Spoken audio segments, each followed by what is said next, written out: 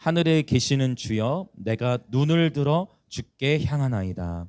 상전의 손을 바라보는 종들의 눈같이, 여주인의 손을 바라보는 여종의 눈같이 우리의 눈이 여호와 우리 하나님을 바라보며 우리에게 은혜 베풀어 주시기를 기다리나이다.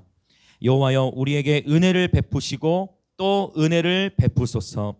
심한 멸시가 우리에게 넘치나이다. 안일한 자의 조소와 교만한 자의 멸시가 우리 영혼에 넘치나이다. 아멘. 4절을 먼저 보자면 이 예배자의 삶에 전쟁이 있는 겁니다. 어떠한 전쟁입니까? 4절, 안일한 자의 조소라고 했죠. 그 다음에 교만한 자의 멸시.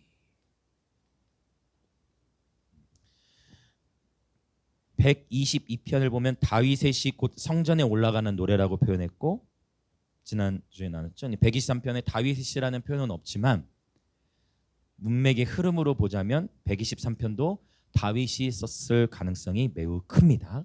네, 학자들은 그렇게 보는데요. 누가 썼든지 간에 어쨌든 안일한 자의 조소, 즉 참소 또는 멸시, 그렇죠? 조롱, 무시. 우리가 예배자 여정을 살아가는 삶 속에서 멸시나 또 조소를 받는 일들을 경험하기도 합니다. 다윗은 특별히 이러한 멸시나 조소를 경험했죠. 어렸을 때부터 경험했죠. 다윗은 형들에게도 인정을 받지 못했죠. 아빠에게도 인정을 받지 못해서 다윗은 내 부모는 나를 버렸으나 라고 표현하는 시편 27편 아마 12절 14절 중에 하나일 건데, 그 표현으로 봤을 때 아빠만이 아니라 엄마로부터 내 부모는이라고 표현했으니까 아빠, 엄마, 부모의 사랑을 많이 다시 못 받았을 겁니다. 그렇게 고백을 하니, 그러나 여호와께서 나의 부모, 여호와께서 나를 영접해 주셨다라고 표현을 하는데요. 형들에게도 인정을 받지 못했고, 여러분 기억하시죠? 골리앗과의 전투 앞에 원래 다윗은 형들에게 뭐 갖다 주러 갔어요? 배달의 민족, 도시락 갖다 형도 도시락 갖다 주러 간 거잖아요. 심부름하러 갔는데 심부름하러 갔다가 골리앗이 막 떠드는 거 보고 거기서 다윗이 참지 못해 이 할례 받지 않은 녀석이 막 떠든다니까, 그때 누가 다윗을 멸시해요? 누가? 형들이.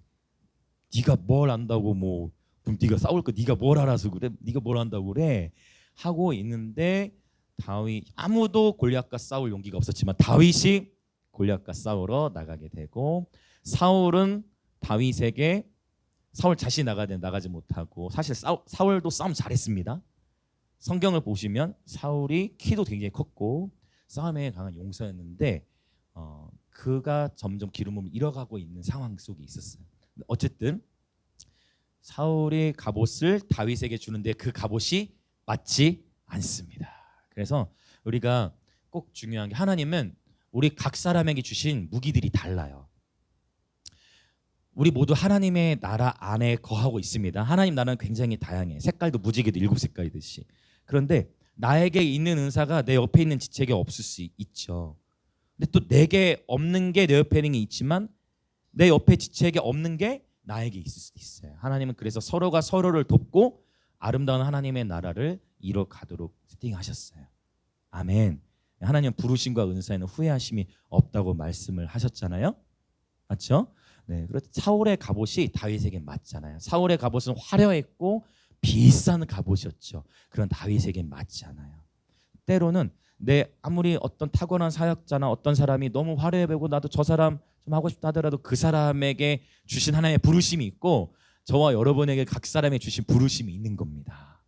기름 부음은 흉내내서 될 수 있는 것이 아니고 하나님과 관계 안에서 하나님이 나를 통해 하고자 하는 하나님의 일들이 있으신 겁니다.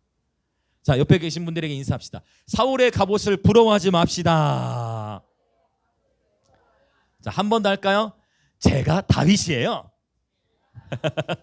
한번 당신도 다윗이에요. 너무 잘하시네요. 억양도 똑같이 따라해 주셔서 감사합니다. 사울의 갑옷을 부러워하지 마십시오. 네, 아멘, 할렐루야. 여러분 적용되시죠? 네, 사울의 갑옷을 부러워하지 마십시오. 하나님 바로 저와 여러분의 예배를 기뻐하시는 줄 믿습니다. 아멘. 또 골리앗도, 그러니까 다윗이 굉장히 인생이 그쵸? 형들도 조롱하고 부모도 조롱했는데 골리앗하고 싸우러 나갔는데 골리앗도 다윗을 뭐 해요?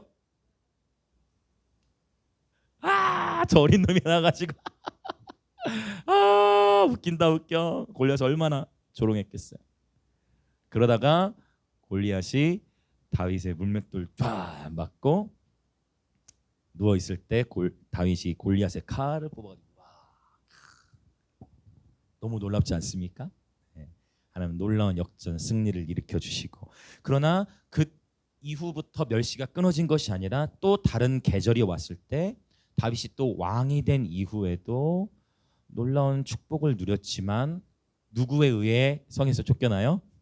아들 압살롬의 아들에 의해서 쫓겨나는 일들을 통과하고 예루살렘에서부터 피난길을 떠나는 여정 속에서도 사울의 친족이었던 시므이, 이름이 별로 안 좋잖아요.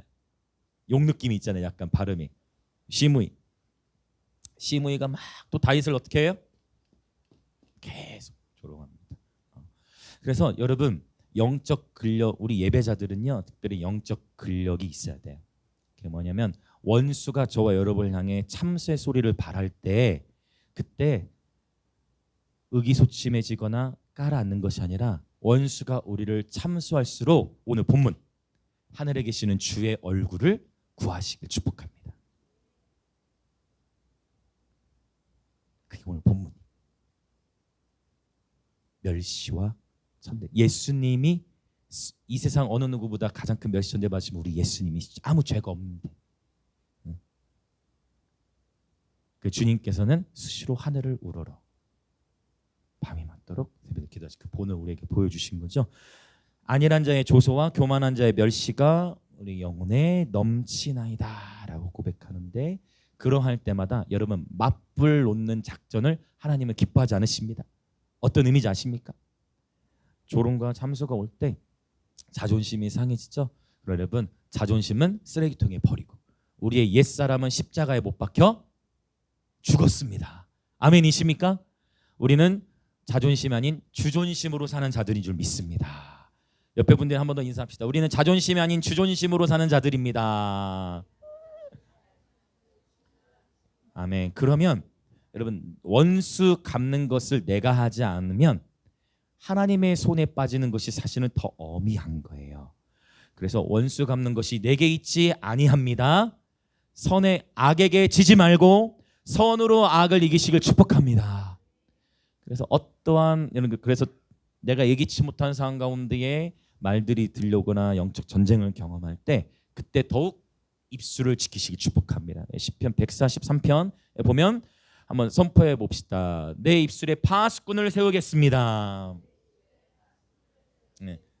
그래서 여러분 도시의 파수꾼을 하나님 저와 여러분 부르셨는데 그 전에 먼저 저와 여러분의 입에 파수꾼 세워야 돼요. 우리가 도시를 지키는 자들, 나라를 위해 중보한다라고 한다면 그 전에 먼저 저와 여러분의 입술 파수하는 것부터 훈련이 돼야 되는 줄 믿습니다. 아멘. 그렇죠? 입술에 파수꾼을 세워야 됩니다. 자, 그래서 이러한 상황 속에 예배자가 어떻게 하는지 1절부터 봅시다. 자, 123편 1절 다시 읽을게요. 시작. 하늘에 계시는 주여 내가 눈을 들어 주께 향하나이다. 아멘.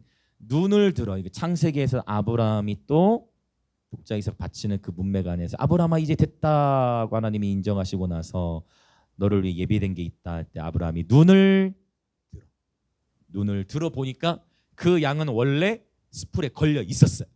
근데 이전에는 못 봤어. 근데 눈을 들어 보니 그 어린 양이 드디어 보이게 되네. 여호와 이래.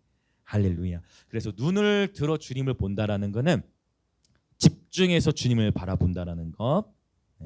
눈을 든다라는 의미 자체가 내 주변 상황과 환경을 바라보는 것이 아니라 우리는 바라보는 대상을 닮아갑니다. 그렇죠? 바라보는 대상을 닮아가요. 예수 그리스도를 끊임없이 바라볼수록 저와 여러분은 예수님을 닮아가게 되는 것입니다. 그런데 실제로 우리가 계속 부정적인 것도 계속 보다 보면요, 나는 싫어하는데 나도 모르게 나의 삶도 그 모습을 닮아가게 되는 경우들을 우리는 보게 되어집니다. 보는 것이 굉장히 중요해요. 듣는 것도 물론 중요하죠. 그래서 우리는 보는 대상, 바라보는 대상을 닮아가요. 날마다 예수 그리스도를 믿음의 주인이신 예수님을 날마다 바라보는 저와 여러분 되기를 원합니다. 예배 시간이 굉장히 훈련이 되는 것은 이러한 회중 예배 시간을 통해 예수님 바라보는 훈련을 하는 거죠. 이런 회중 예배 때 우리 개인 예배, 회중 예배, 삶의 예배 기억하시죠? 그래서 회중 예배를 통해서 오늘 또 한 차원의 돌파를 경험하셨다면 개인의 예배에서도 끊임없이 예수님 바라보고 주님께 집중하는 훈련이 되어지시길 축복합니다. 자, 이제 빠르게 넘어가 봅시다. 자, 2절도 다시 읽어봅니다. 시작. 상전의 손을 바라보는 종들의 눈같이 여주인의 손을 바라보는 여종의 눈같이 우리의 눈이 여호와 우리 하나님을 바라보며 우리에게 은혜 베풀어 주시기를 기다리나이다. 아멘. 상전의 손을 바라보는 종, 그 다음에 여주인의 손을 바라보는 여종. 오늘 이 본문에서도 남종과 여종을 언급하고 있는 거예요. 그런데 흥미로운 것은 종이 상전의 손을 바라본다. 이것은 이제 고대 문화를 이해할 때 더 이렇게 우리 가운데 이해가 잘 돼요. 그러니까 뭐냐면, 자, 고대 또는 1세기로 생각을 해봤을 때, 자, 손님이 집에 옵니다. 그러면 어느 정도 사는 집들에는 다 종들이 있었어요. 손님이 딱 오면 주인이 맞으러 나가겠죠? 손님이 옵니다. 그러면 종은 뭐를 하고 있냐면 다과를 준비하고 마실 물이나 것들 다 준비하고 있다가 이제 주인이 이제 자리를 테이블에 앉겠죠? 앉을 때 종에게 손짓을 합니다. 종은 주인을 바라보고 있다가 이해되시죠? 어떤 의미인지? 종은 주인을 유심히 보고 있다가 자기 마음대로 나와서 세팅하는 게 아니라 주인을 보고 있다. 주인이 뭐 제스처는 다양했겠죠. 사람마다 뭐 이렇게 신호를 냈을 수도 있고 아니면 뭐 이렇게 아니면 그냥 이렇게 했을 수도 있고 아니면 그냥 눈빛으로 아니면 뭐 이렇게 고개로 표시했을 수도 있고 어쨌든 일반적으로 손으로 표시를 하면 종이 다가를 가져오는 그런 배경이 있었어요. 그러니까 그런 의미로 이 말씀을 보자면 상전의 손을 바라보는 종, 여주인의 손을 바라보는 여종의 눈같이. 그러니까 이 말씀을 이렇게 하신 이유는 뭐냐면 주님을 바라보되 어떠한 마음 자세로 바라봐야 되는 거냐면 순종의 마음으로 주님을 바라보라는 거예요. 이건 완전히 새로운 관점일 수 있어요. 어떤 말인지 이해되십니까? 종의 이 종처럼 그렇게 하라는 거잖아요. 이 종이 어떻게 했다고요? 누굴 유심히 봐야 돼요?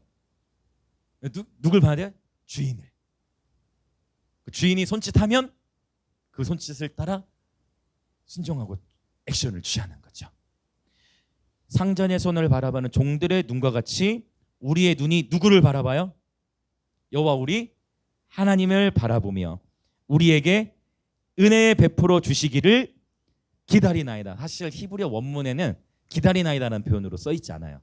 어떻게 쓰여 있냐면 아드라는 단어를 쓰는데 이 아드는 어떤 의미냐면은 until은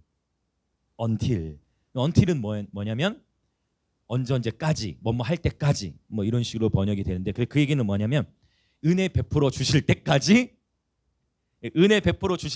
누구를 바라본다? 주인님을 바라본다. 저와 여러분의 주인님이 누구세요?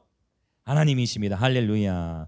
그래서 유대인들은 실제 주인님 야훼 하나님을 부를 때 야훼라는 칭호가 너무 거룩해서 야훼를 쓰질 못했어요. 뭐라고 불렀을까요? 아도나이라고 불렀어요. 여기서 아도나이가 나요.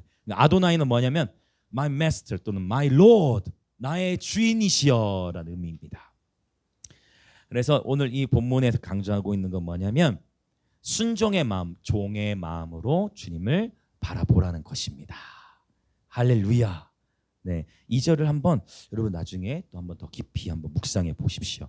자, 3절도 한번 읽어볼까요? 3절 시작. 여호와여 우리에게 은혜를 베푸시고 또 은혜를 베푸소서. 심한 멸시가 우리에게 넘치나이다. 자, 우리 다 같이 한번 고백해 볼까요? 은혜를 베푸시고 또 은혜를 베푸소서. 한 번 더 합시다. 여호와여 은혜를 베푸시고 또 은혜를 베푸소서.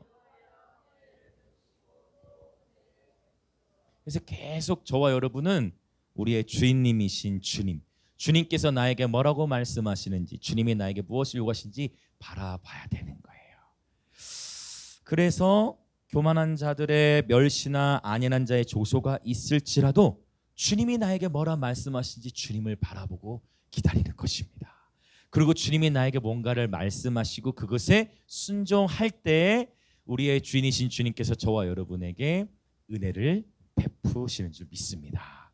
자, 그러면 이제 오늘 본문이 굉장히 짧은데 조금 건너뛰고 신약에서 이 본문에 있는 것처럼 종과 은혜의 관계, 이 부분을 신약에서 표현한 한 여인이 있어서 그 여인 이야기를 나누고 이 시간 함께 기도하려고 합니다.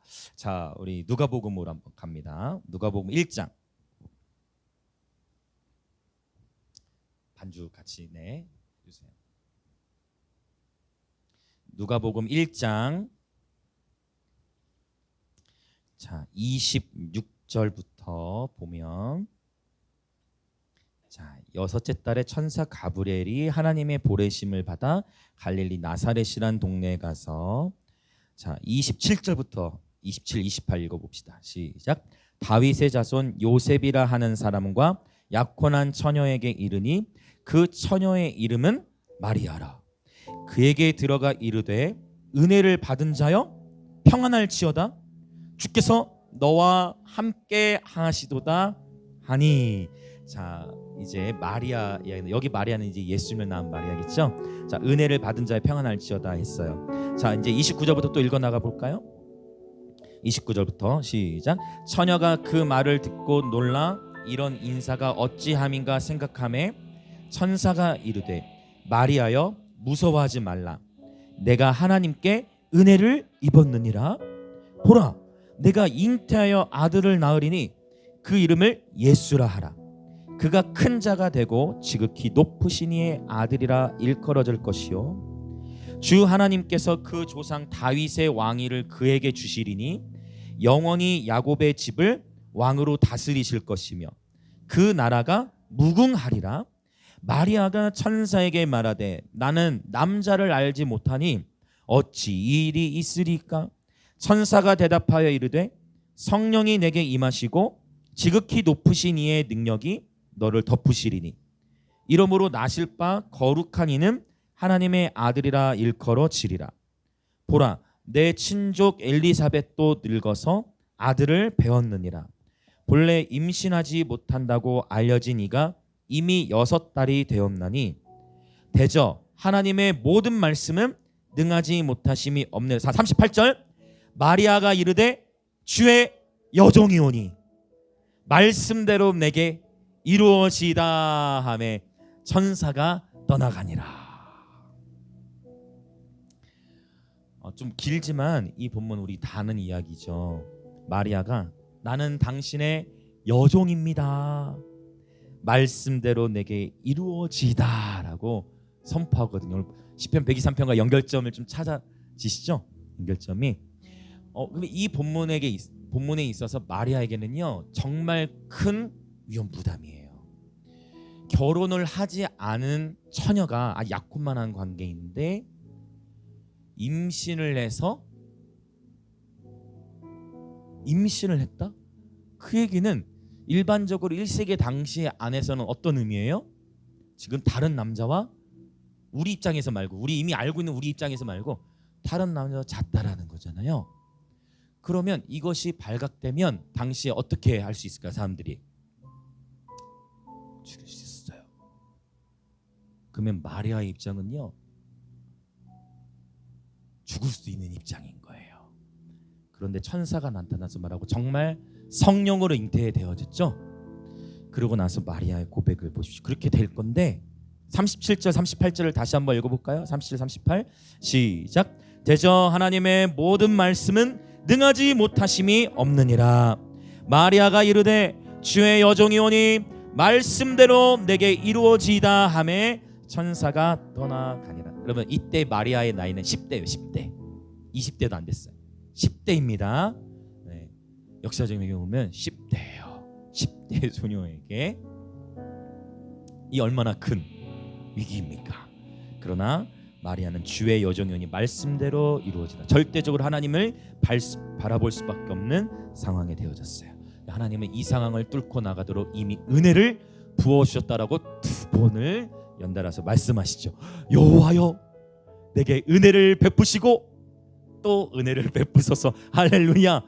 아멘. 자, 이제 뒤로 넘어가 볼까요? 자, 그리고 마리아가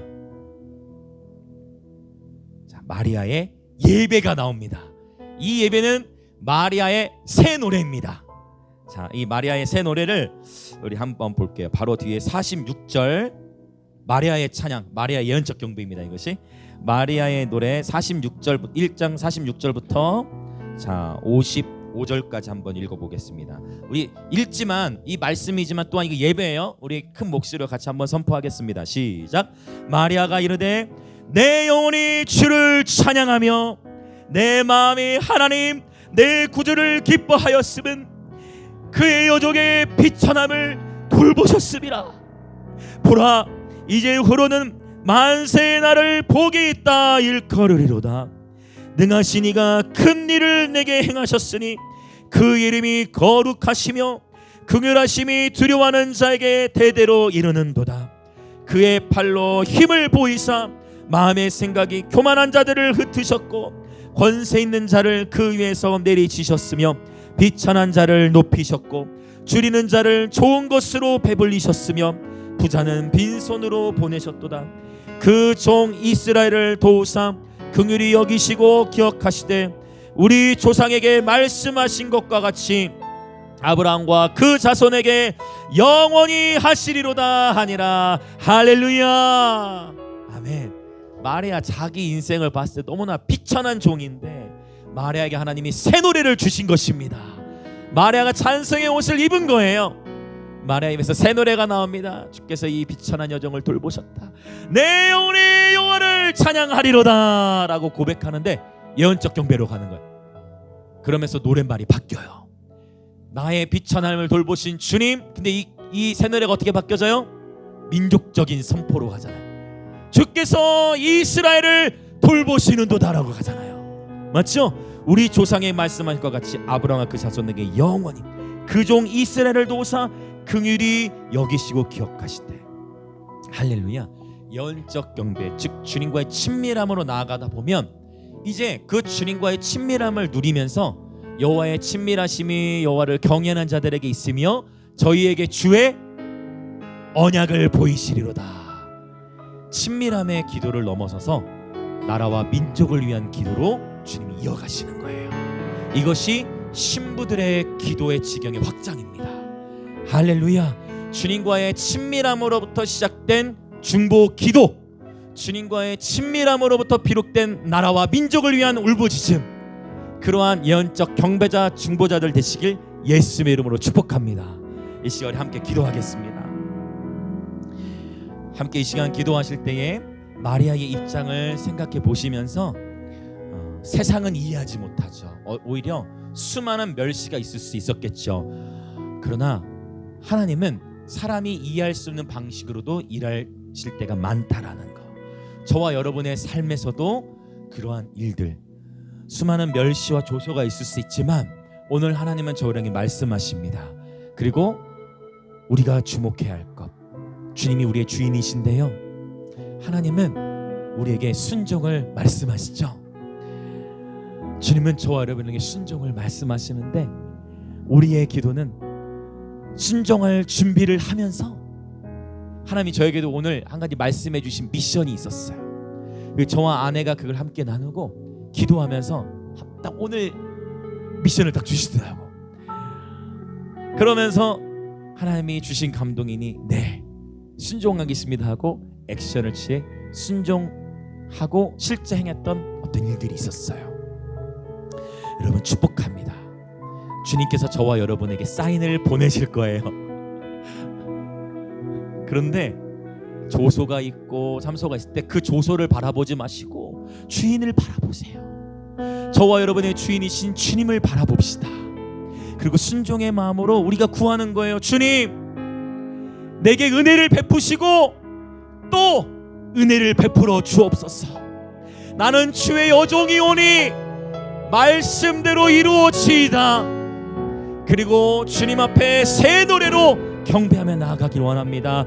이 시간 함께 기도할 때에 주님, 우리 삶 속에 치열한 영적 전쟁, 조소와 멸시가 있다 할지라도 우리는 그 조소와 멸시에 악을 악으로 갚는 것이 아니라 선으로 악을 이기는 예배자들 되게 하시고, 하늘을 우러러 눈을 높이 들어 우리 주님을 바라보니, 순종의 마음으로 주님을 바라보니 우리에게 은혜를 베푸시고 또 은혜를 베푸셔서 우리의 삶을 친히 인도하시고 우리의 삶 속에 간증이 있게 하시고 예언적 경배자의 삶이 되고 예언적 경배가 예언적 충보로 연결되도록 우리의 삶에 기름 부어 주옵소서.